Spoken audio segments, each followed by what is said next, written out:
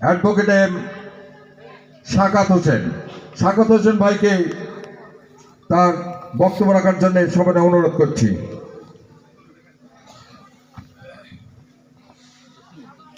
বিসমিল্লাহির রহমানির রহিম। আজকে প্রয়াত বাবাজি জসিম উদ্দিনের অফাত দিবস উপলক্ষে আয়োজিত এই অনুষ্ঠানে সম্মানিত সভাপতি উপস্থিত আছেন এখানে নলডাঙ্গা নির্বাচন কমিটির সদস্য সচিব বুলবুল সহ নেতৃবৃন্দ। আজকে যার পিতার ওফাত দিবস নজরুল ইসলাম, উনি কৃষক দলের সাধারণ সম্পাদক। উপস্থিত সুধীমণ্ডলী, আসসালামু আলাইকুম। শিল্পীবৃন্দ, আসলে ভাইনা অনেক বড় বক্তব্য দিয়েছে। হ্যাঁ, তো গানের আসলে বক্তব্য শুনতে আসলে ভালো লাগে না। যেমন ওই যে একটা কবিতা আছে না, ক্ষুধা রাজ্যে পৃথিবী গদ্যময়, মানে ক্ষুধার টাইমে যদি খাবার না পাওয়া যায় তাহলে পৃথিবী আর ভালো লাগে না। হ্যাঁ, তো আমি দু একটি কথা বলে আমি আমার বক্তব্য শেষ করব। আপনারা জানেন আসলে বক্তব্য দেওয়ার কিছু নেই, তাহলে বক্তব্য দিতে গেলে মাসির গল্প মায়ের কাছে দেওয়ার মতো হবে। আমাদের প্রিয় নেতা অ্যাডভোকেট রুহুল কুদ্দুস তালুকদার দুলু ভাইয়ের এই ইউনিয়নে তার বাড়ি, আপনারা তার সম্পর্কে অনেক ভালো জানেন, বলার কিছু নেই তার সম্পর্কে। আমি দুই একটা কথা বলতে চাচ্ছি। আপনারা জানেন যে আমাদের প্রিয় নেতা অ্যাডভোকেট রুহুল কুদ্দুস তালুকদার দুলু ভাই একজন উন্নয়নের প্রতীক। এমন কোনো ধর্মীয় প্রতিষ্ঠান নেই, মসজিদ, মন্দির, পেগোডা, মন্দির, মাদ্রাসা, রাস্তাঘাট, এমন কিছু নেই যে তার উন্নয়নের ছোঁয়া নেই। আজকে উনি যে একটা ইস্তেহার, যেটা আমাদের হয়তো দু একদিনের মধ্যে প্রকাশ করবে, সেই ইস্তেহারের যে স্লোগান সেটা হলো নতুন নাটোর নতুন আশা।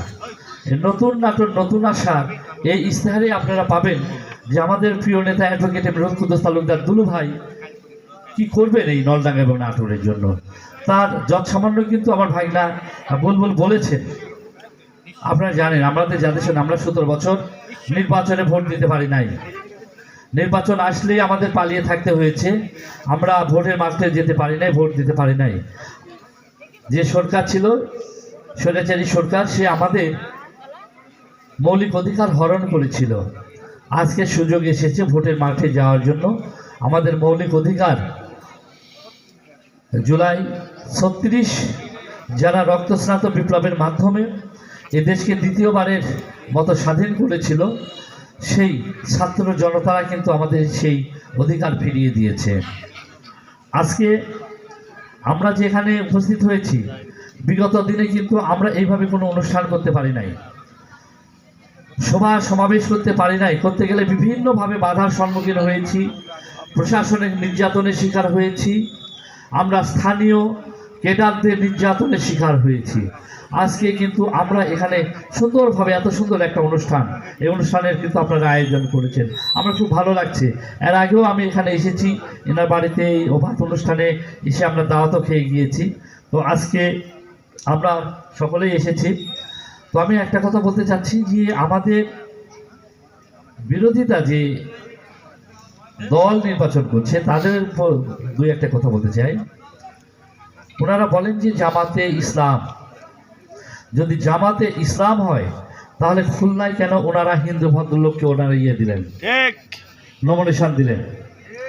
উনি বলেছেন যে জামাতে ইসলাম কোনো ইসলামী দল নয়, সেটা ওনাদের সংসদ সদস্য যিনি নির্বাচন করছেন তিনি বলেছেন জামাতে ইসলাম কোনো ইসলামী দল নয়, এখানে হিন্দু, বৌদ্ধ, খ্রিস্টান সবাই এই দলের সাথে আছে।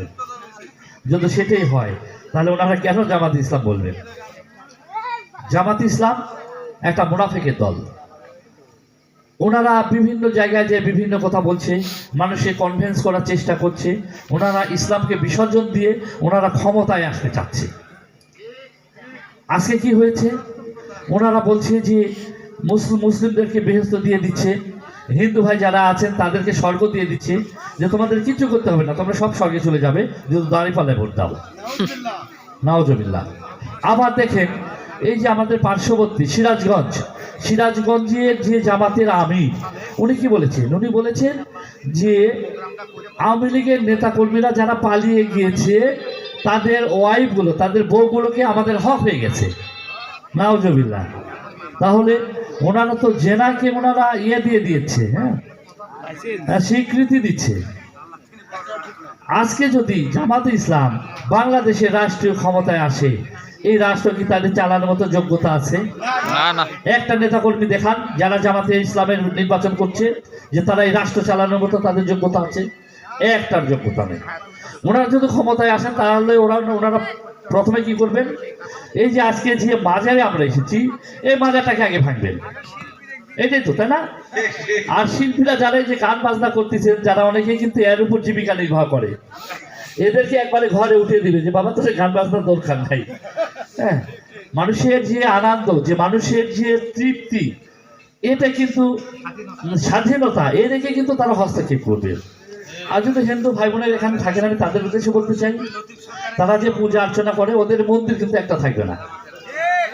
এই যে আওয়ামী লীগের ভাইদের বলতে চাচ্ছি যে ওনারা যে ওই যে বঙ্গবন্ধুর যে ইয়েগুলো করেছিলেন, টাচুগুলো করেছিলেন, সেগুলোকে তো ওরা বারবার ভাঙতে গিয়েছিল। তাহলে মন্দিরে যে পূজা হয়, মন্দিরে যে দেবতারা থাকে, তাদেরকে তো ওরা নিমিষেই শেষ করে দিবে। ওনারা ওনারা আফগানিস্তান তালিবানের রাস্তা বানাবে। ওনারা ৭১ সালে বাংলাদেশের স্বাধীনতা যুদ্ধের আমাদের প্রিয় নেতা শহীদ প্রেসিডেন্ট জিয়াউর রহমান আপামর আহ্বান রাখলেন, বাংলাদেশের আপামর জনসাধারণ সে যুদ্ধে অংশগ্রহণ করলেন। দীর্ঘ ৯ মাস রক্ত খেয়ে সংগ্রাম করলেন। ৩০ লক্ষ বাংলাদেশি ভাইয়েরা শহীদ হলেন, ভাই বোনেরা শহীদ হলেন। ৩ লক্ষ মা তার ইজ্জত নষ্ট করল।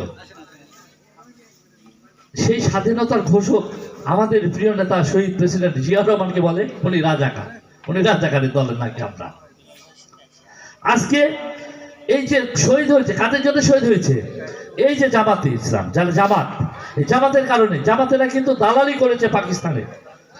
এই দালালেরা কিন্তু এই ৩০ লক্ষ যারা শহীদ হয়েছে এদের জন্য এরা দায়ী। এই যে ৩ লক্ষ মা বোনের সম্ভ্রম হারিয়েছে, যারা ধর্ষণ করেছে, এদের জন্য দায়ী কিন্তু জামাত ইসলাম। এদেরকে বয়কট করতে হবে। আমি যেটা মনে করি, যারা বাংলাদেশের নাগরিক হতে পারে না, এরা আজ পর্যন্ত, এই যে কত ৫৪ বছর মনে হয়ে গেল বাংলাদেশ স্বাধীন হওয়া, এ পর্যন্ত কিন্তু তারা বাংলাদেশের জনগণের কাছে হাত জোর করে তারা ক্ষমা চান নেই যে আমরা এই অপরাধ করেছি, আমাদেরকে ক্ষমা করে দেওয়া হোক এবং বাংলাদেশের নির্বাচন করার সুযোগ দেওয়া হোক। ওনারা কিন্তু সেটা বলেন নাই। আসলে খারাপ লাগছে মনে হয়। হ্যাঁ, এই যে সবাই গান বাজনা শুনবেন। তো আমি পরিশেষে একটা কথা বলতে চাচ্ছি যে আমাদের প্রিয় নেতা অ্যাডভোকেট রুহুল কুদ্দুস তালুকদার দুলু ভাই, উনি উন্নয়নের প্রতীক, উনি একজন হাস্যোজ্জ্বল মানুষ, উনি প্রত্যেকটা মানুষকে নিয়ে ভাবেন। ভারতের এক প্রেসিডেন্ট ছিলেন, মুসলিম প্রেসিডেন্ট আব্দুল কালাম,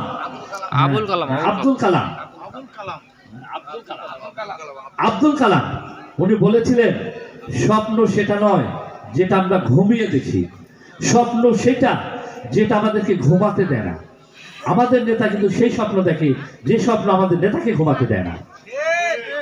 উনি কোথায় রাস্তা করতে হবে, কোথায় মসজিদ করতে হবে, কোথায় মন্দির করতে হবে, কোথায় উন্নয়নমূলক স্কুল কলেজ মাদ্রাসা করতে হবে, এই উন্নয়নের স্বপ্ন দেখতে দেখতে কিন্তু তাকে ঘুমাতে দেয় না। তো আমি পরিশেষে বলতে চাই যে আপনাদেরই সন্তান, আমাদেরই সন্তান, দীর্ঘ ৪ বার নির্বাচন করার সুযোগ পান নাই, এবার সুযোগ দিয়েছেন, তাকে জেলে পুরে রাখেন নাই।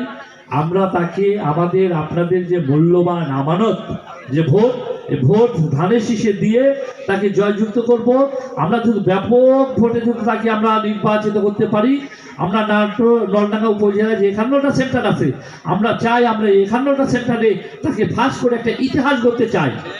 এই ইতিহাস যদি আমরা করতে পারি, আমাদের প্রিয় নেতা আগামী দিনে লাল সবুজের পতাকা উড়িয়ে পথ শব্দ করে আমাদের মাঝে আসবেন এবং আমাদের যে আশা আকাঙ্ক্ষা, চাকরি বলেন, উন্নয়ন বলেন, যা কিছু সব তিনি করে দিবেন, এই আশাবাদ ব্যক্ত করছি। এবং আমাদের প্রিয় নেতাকে আপনাদের মূল্যবান ধানের শীষে ভোট দিয়ে আমাদের নেতাকে জয়যুক্ত করবেন, এই আশাবাদ ব্যক্ত করে আমি আমার সংক্ষিপ্ত বক্তব্য এখানে শেষ করছি। আল্লাহ হাফেজ। বাংলাদেশ জিন্দাবাদ। তারেক রহমান।